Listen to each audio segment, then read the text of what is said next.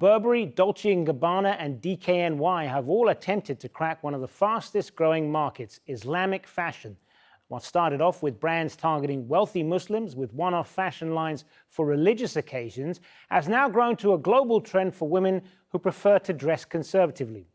According to the Pew Research Center, Muslims are the world's fastest growing major religious group. By 2050, it estimates there will be 2.7 billion Muslims worldwide, making up 29.7% of the global population.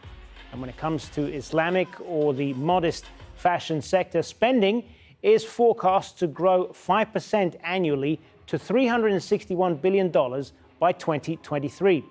Turkey is the biggest spender on modest fashion at $28 billion a year, followed by the UAE and Indonesia. But it's not a one-size-fits-all trend. What's popular in Indonesia may not have the same appeal in the Middle East. Well, let's get more now on what's driving the market. Joining me now from London is ALIA Khan. She is the founder and chairwoman of the Islamic Fashion and Design Council. Good to have you with us. So let me ask you, first of all, now the Islamic economy is growing and growing fast, from halal food to travel, fashion, and so on. What is Islamic or modest fashion then? And why do you feel the need to build a platform to support this industry?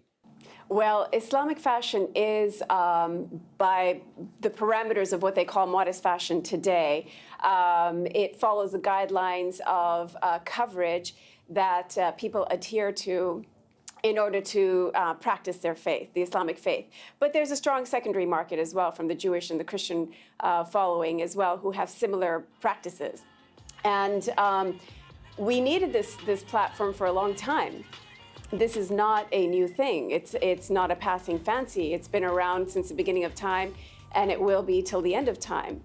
And it's actually surprising that we didn't see a platform like this years ago. And we came along, we saw a need, and it was desperately needed to be filled.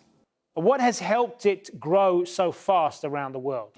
I think what's helped it to get noticed around the world is social media.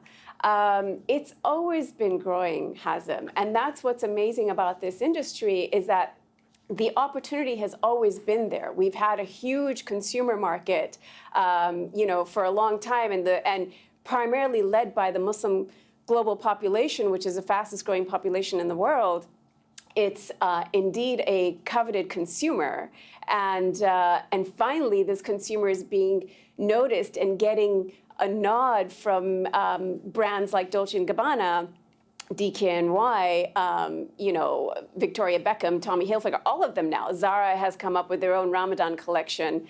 And really, I think it's because they noticed that on social media, there was huge followings wherever you had these Muslim fashionistas or modest fashion influencers who were able to don a great stylish look and yet stay within the parameters of the modesty guidelines that they follow.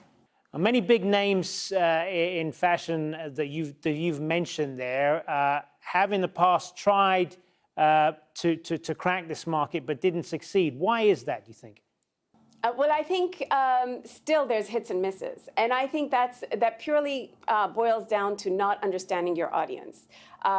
There's not a huge learning curve, but there is some due diligence required here. It's a completely different mindset. It's a different audience. It's a different consumer behavior.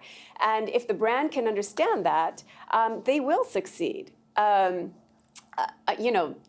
were a few of these brands that kind of didn't do it right the first time around. Some of the Ramadan collections that first came out didn't quite get the point, and consumers spoke about that. And there was a lot of chatter on social media where the fashionistas were feeling like they weren't being represented correctly.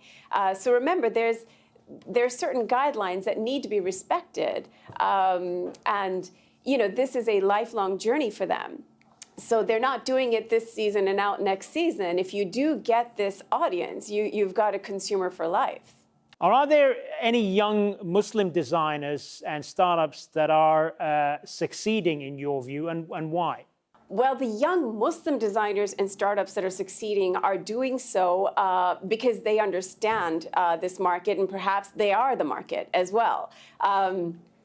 The reason I founded and started Islamic Fashion and Design Council is because I felt either misrepresented or not represented or underrepresented. And I initially thought perhaps it might be a good idea to come up with a collection or a line of my own, that would sort of speak to a professional woman who wants to cover and yet remain stylish and elegant, and all the things that you see in our mainstream counterparts, and that was very hard to find. So coming up with a council was important because there was no agency or even a local chamber of commerce that could provide you with the basic information that could guide you in succeeding in this consumer market.